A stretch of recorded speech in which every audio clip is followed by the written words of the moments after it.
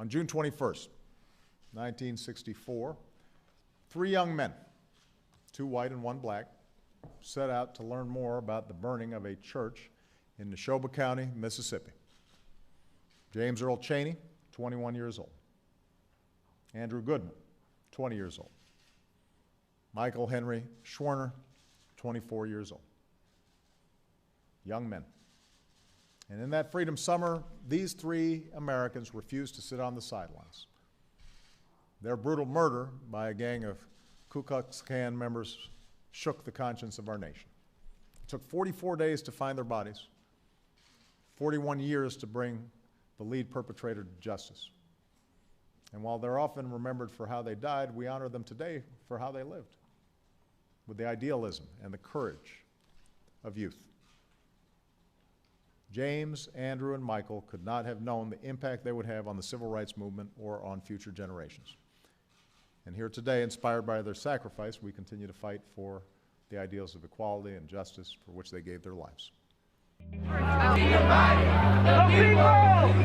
Young people are fighting for the soul of our country.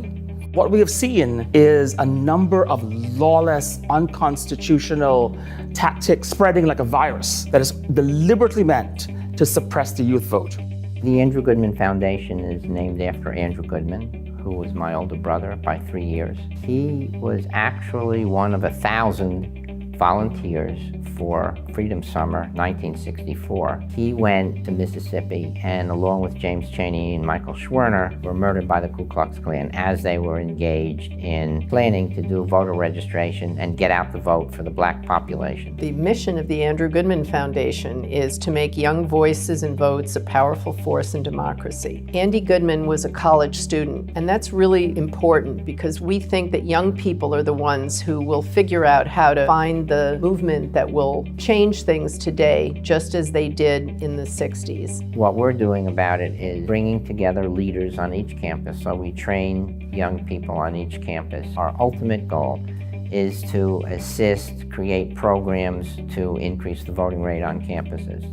So the Andrew Goodman Foundation is carefully selecting campuses in districts where young people are a significant part of the population, and if properly organized and motivated and they connect the issues that they believe in, they can have a greater likelihood of impacting the outcome of elections. And that's important so that their voices and votes will matter in our democracy. People are being disenfranchised. The voices of minorities, of the poor, of young people, of people of color are being silenced in one way or another. We're doing whatever we can to empower those young people to take the steps that are necessary to create a better world.